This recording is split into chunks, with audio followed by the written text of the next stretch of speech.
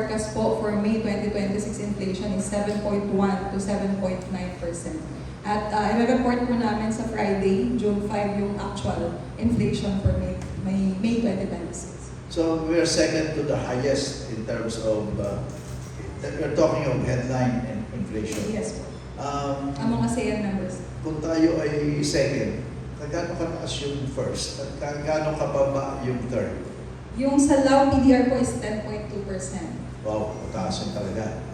Mas maliit naman yung kanilang economy siguro. Opo. Yung number three, And then the rest po is low actually, below 5% po yung below 5%.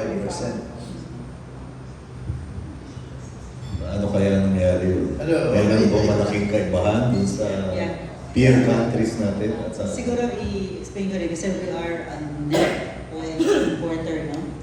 Sa oil. Malaki yung ano natin malaki talaga yung konsumo natin sa oil, lalo na sa transport.